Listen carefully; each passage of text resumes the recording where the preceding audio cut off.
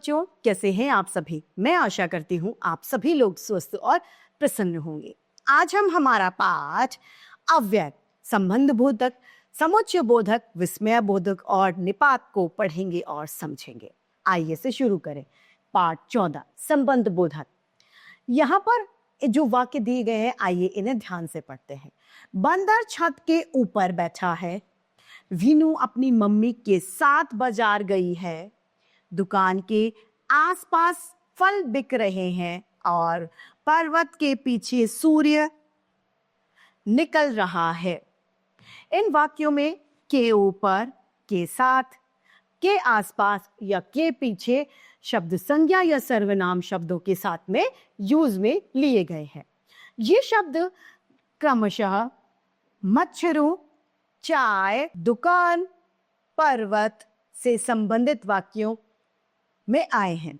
अन्य शब्द हम, नमकीन, फल, सूर्य के साथ प्रकट करते हैं।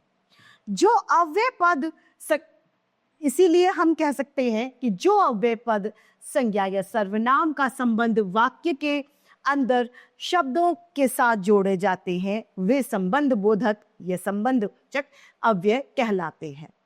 संबंध बोधक के भेद। संबंध बोधक अव्यय के 3 भेद होते हैं। संबंध बोधक अव्यय के भेद। संबंध बोधक अव्यय को 3 भेद होते हैं, यानी संबंध बोधक अव्यय को 3 भागों में बांटा गया है। पहला, प्रयोग के अनुसार, उत्पत्ति के अनुसार और अर्थ के अनुसार। प्रथम है प्रयोग के अनुसार। प्रयोग के अनुसार इसके 2 भेद होते हैं। पहला, संबंध बोधक तथा अनुबंध बोधक। ये 2 इसके भेद प्रयोग के आधार पर माने जाते हैं। ये संबंध, सबसे पहला संबंध बोधक क्या है? संबंध बोधक, संबंध बोधक, ये संबंध बोधक अधिकांश यानी ज्यादातर विभक्ति युक्त संज्ञा या सर्वनाम शब्दों के साथ में आते हैं। जैसे रेणु के पीछे उसके बिना गर्मी, रेणु के पीछे उसके बिना, गर्मी के मारे, या फिर घर के अंदर, भीतर। और अनुबंध संबंध बोधक क्या है? अनुबंध संबंध बोधक में ये संबंध बोधक ज्यादातर संज्ञा के विकृत रूप के बाद में आते हैं, जैसे पुत्रों सहित, दोष रहित, गुणहीन तथा कटोरा भर। दूसरा है उत्पत्ति के आधार पर। उत्पत्ति के आधार पर भी संबंध बोधक के 2 भेद होते हैं। मूल संबंध बोधक तथा यौगिक संबंध बोधक। मूल संबंध बोधक जैसे कि बिना, पूर्वक, तक, पास, रहित, सहित आदि। यौगिक संबंध में के समान, की अपेक्षा, के बाहर, के अंदर, से परे आदि। अर्थ के अनुसार संबंध बोधक निम्नलिखित प्रकार के होते हैं। पहला, कालवाचक। दूसरा, स्थानवाचक। तीसरा, दिशावाचक। चौथा, तुलनावाचक। पांचवा, समतावाचक। छठा, विरोधावाचक। सातवां, व्यतिरेकवाचक। आठवां, संग्रहवाचक। नौवां, हेतुवाचक। 10वां, साधनवाचक। 11वां, संबंधवाचक। 12वां, विनयवाचक। कालवाचक में के आगे, से पहले, के पीछे, के भीतर, के उपरांत, के पश्चात, के अंदर आदि। स्थानवाचक में के भीतर, के बाहर, के अंदर, के बीच, के तले, के समीप, के दूर, के निकट आदि। दिशा सूचक में की ओर, की तरफ, के पास, के चारों ओर, के आसपास, के दोनों आदि। तुलना में की अपेक्षा, की तरह, की तुलना में। समतावाचक में के समान, की भांति, की तरह, के तुल्य आदि। विरोधावाचक में प्रतिकूल, के विपरीत, उल्टे, के खिलाफ आदि। व्यतिरेकवाचक में के अतिरिक्त, के अलावा, के सिवा, के बिना या के बगैर।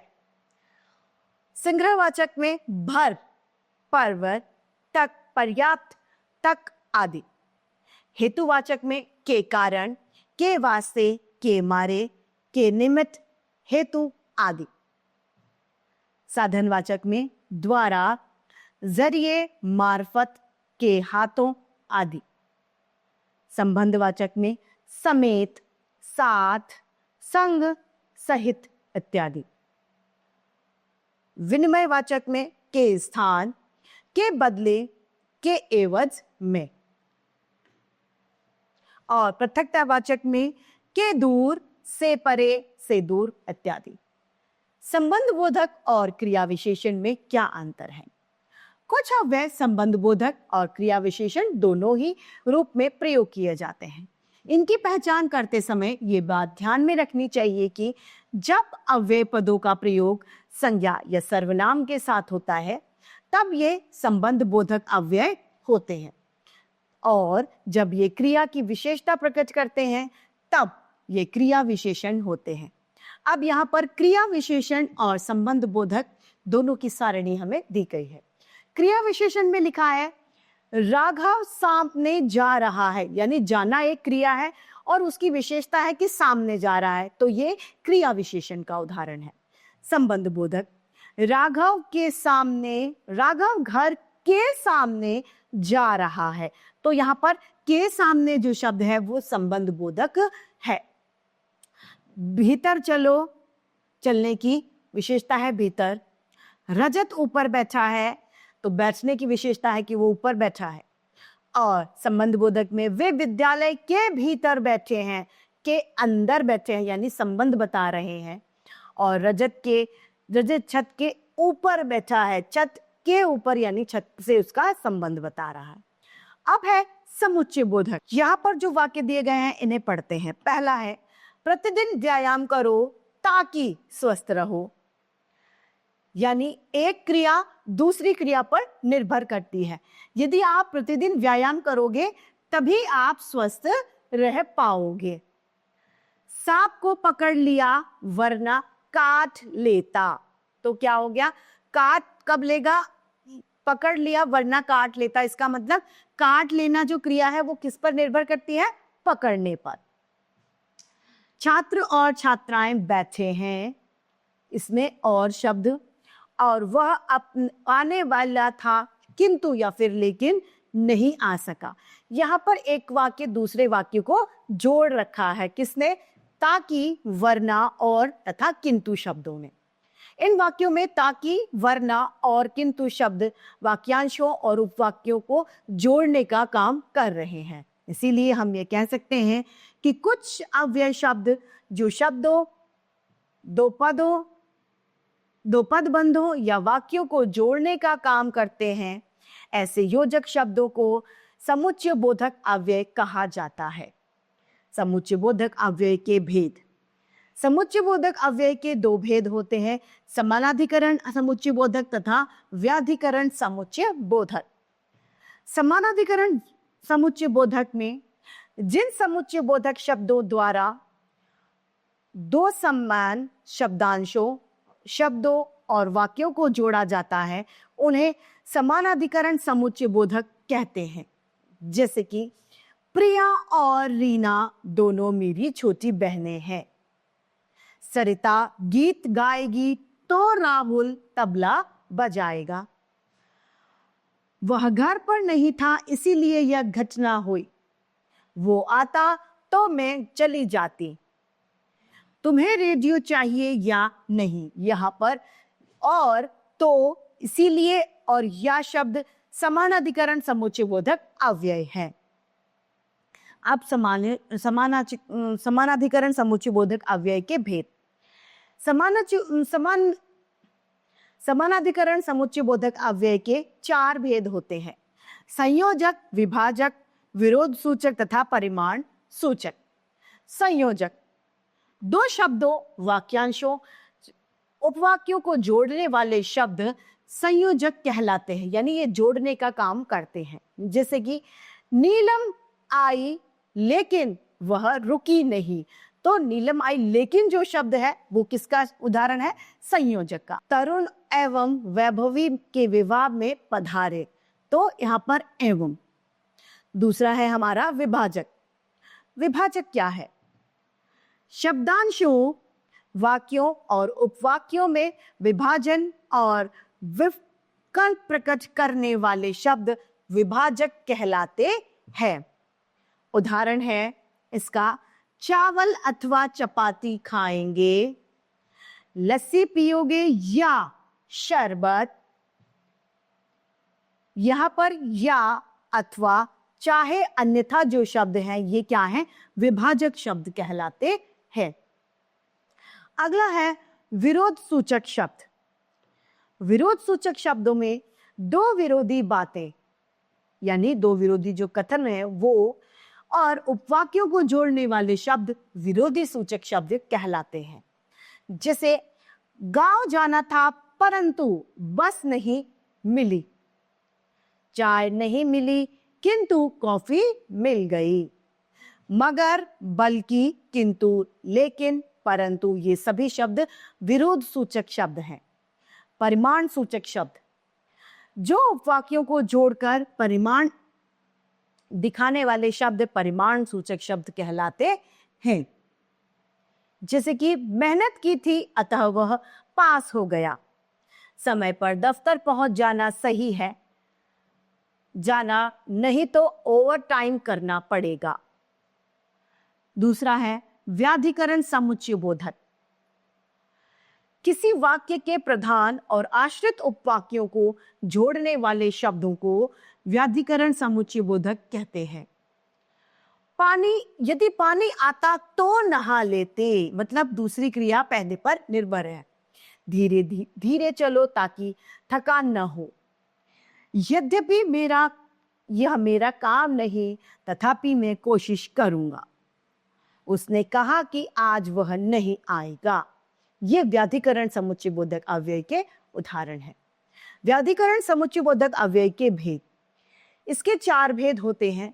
कारण सूचक, संकेत सूचक, उद्देश्य सूचक तथा स्वरूप सूचक। कारण सूचक, दो उपवाक्यों को परसर्ग जोड़ने वाले कार्य का कारण स्पष्ट करने वाले शब्दों को कारण सूचक समुच्चय बोधक कहा जाता है। जैसे कि छाता ले लो क्योंकि वर्षा होने वाली है, पेड़ पकड़ाओ ताकि गृह कार्य कर सको, क्योंकि, ताकि आदि कारण सूचक शब्द यहां पर होते हैं। संकेत सूचक, जब दो योजक शब्दों दो उपवाक्यों को जोड़ते हैं तो संकेत सूचक समुच्चय बोधक कहलाते हैं। जैसे कि यदि पापा जी आए तो घूमने ले जाते, जो तैयार हो तो चल पड़ते। अगला है उद्देश्य सूचक, दो उपवाक्यों को जोड़कर उनका उद्देश्य स्पष्ट करने वाले उद्देश्य सूचक कहलाते हैं। जैसे कि पुस्तक ले ली है ताकि पढ़ सकूं, अपना कार्य जल्दी समाप्त कर लेना जिससे कि बाद में ज्यादा मेहनत न करनी पड़े। स्वरूप सूचक वह है जो समुच्चय बोधक शब्द दो अवयवों को जोड़ते समय मुख्य उपवाक्यों के कथन को स्पष्ट कर दे, उन्हें स्वरूप समुच्चय बोधक कहते हैं। जैसे कि श्रीमती नरेश बाला मेहता अर्थात आदर्श अध्यापिका। अब है विस्मय बोधक अव्यय। विस्मय बोधक अव्यय किसे कहते हैं? जो अव्यय वक्ता के हर्ष, शोक, घृणा, नफरत आदि का बोध कराते हैं वे विस्मय बोधक अव्यय कहलाते हैं। जैसे कि बाप रे कितनी ऊंची इमारत है, छी छी चारों ओर कितनी गंदगी है, हाय यह क्या हो गया, वाह कितना मनोरम दृश्य है। यहाँ पर बाप रे, हाय, छी छी और वाह शब्द दुख, घृणा, हर्ष और नफरत को दर्शा रहे हैं, अतः ये विस्मय बोधक अव्यय है। विस्मय बोधक अव्यय शब्दों के साथ में इनका एक विशेष चिन्ह प्रयोग में लिया जाता है जो इस तरीके से इन शब्दों के पीछे लगाया जाता है। यहाँ पर विभिन्न मनोभावों को व्यक्त करने के लिए विस्मय बोधक निम्न दिए गए हैं। विस्मय और आश्चर्य के लिए हे, अरे, अरे आदि का प्रयोग होता है। संबोधन के लिए अजी, बोलने के लिए मतलब अजी, ओजी, अरे, ओए आदि। चेतावनी के लिए सावधानी, सावधान, खबरदार, चुप आदि। आशीर्वाद के लिए चिरंजीव भव, दीर्घायु, बने रहो आदि। घृणा के लिए छी, हट, धिक आदि। प्रशंसा और हर्ष के लिए ओह, आह, वाह, शाबाश आदि। पीड़ा के लिए और शोक और लज्जा के लिए आह, ओफ, हाय आदि। क्रोध यानी गुस्सा के लिए अरे, अब, अबे, खामोश, चुप आदि। डर के लिए बाप रे बाप, हाय, ओह आदि। ये सभी शब्द विस्मय बोधक अव्यय है। विस्मय बोधक अव्यय के भेद। विस्मय बोधक अव्यय के निम्नलिखित भेद हैं। विस्मय सूचक यानी अरे तन्या भी नाच लेती है। हर्ष सूचक आह, अब आएगा मजा। शोक सूचक हाय, बेचारी की मां मर गई। घृणा यानी नफरत सूचक छी, कितनी गंदगी है यहां पर। संबोधन सूचक अरे जरा सुनो तो। चेतावनी सूचक सावधान, जेब कतरों से बच कर रहे। स्वीकृति सूचक हाँ, तुम जबलपुर चली जाओ। आशीर्वाद सूचक दीर्घायु हो, दिनों दिन बढ़ो, फलो फूलो। भय सूचक हाय, अब कौन बचाएगा। क्रोध सूचक में अरे चुप रहते हो कि लगाऊं चार। ये इसके उदाहरण हैं। विकारी संज्ञा का, विकारी शब्दों का विस्मय बोधक के रूप में परिवर्तन। संज्ञा का हाय राम, जरा सी लड़की और इतना घमंड। सर्वनाम में कौन, सुषमा प्रथम आई है। विशेषण अच्छा, रोगी को ले जाओ। क्रिया उठिए, जाकर नहा लीजिए। पांचवा है हमारा निपात। ऐसे अव्यय शब्द जो वाक्य में किसी पद के साथ आकर उसको विशेष महत्वपूर्णता या विशेष बल प्रदान करते हैं, वो निपात कहलाते हैं। जैसे कि श्रुति ने ही मुझे पुस्तक दी थी, या नवीन ने ही मेरा इलाज कराया जिससे कि आज मैं जिंदा हूं। श्रुति ने ही मुझे पुस्तक दी है, श्रुति ने मुझे पुस्तक ही दी है। पहले वाक्य में ही निपात के द्वारा श्रुति शब्द पर बल पड़ा, किसी अन्य पर नहीं। दूसरे वाक्य में श्रुति के द्वारा पुस्तक केवल मुझे ही दी गई है, किसी अन्य को नहीं। तीसरे वाक्य में श्रुति ने मुझे पुस्तक के अतिरिक्त कुछ और नहीं दिया, इसीलिए पुस्तक पर विशेष बल पड़ा है। ही के अतिरिक्त भी तो, तक, मत, भर, केवल आदि निपात है। निपात के संबंध में कुछ मुख्य बात। निपात का प्रयोग अव्यय के रूप में होता है, अतः इन पर लिंग वचन का कोई प्रभाव नहीं पड़ता। इनका रूप अपरिवर्तनीय होता है, यानी बदले नहीं जाते। निपात का प्रयोग एक शब्द अथवा शब्द समुदाय को विशेष बल देने के लिए किया जाता है। वाक्यों में आवश्यकता के अनुसार निपात का प्रयोग कहीं भी किया जा सकता है। इसी तरीके से हमारा ये पाठ समाप्त होता है। आइए इसे संक्षेप में दोहरा ले। जो अव्यय शब्द संज्ञा या सर्वनाम का संबंध वाक्य के अन्य शब्दों के साथ जोड़ते हैं, उसे संबंध बोधक कहते हैं। कुछ अव्यय शब्द दो शब्दों या पदबंधों या दो वाक्यों को जोड़ने का कार्य करते हैं। ऐसे योजक शब्दों को संबंध समुच्चय बोधक अव्यय कहते हैं। जो अव्यय वक्ता के हर्ष, शोक, विस्मय आदि मनोभावों का बोध कराते हैं, वे विस्मय बोधक कहलाते हैं। जो शब्द विकारी शब्द को बल प्रदान करते हैं, उन्हें निपात कहते हैं। इसी के साथ ये पाठ समाप्त होता है। मैं आशा करती हूँ आप सभी को यह पाठ भली भांति रूप से समझ में आया होगा। आज के लिए इतना ही, फिर मिलते हैं। धन्यवाद।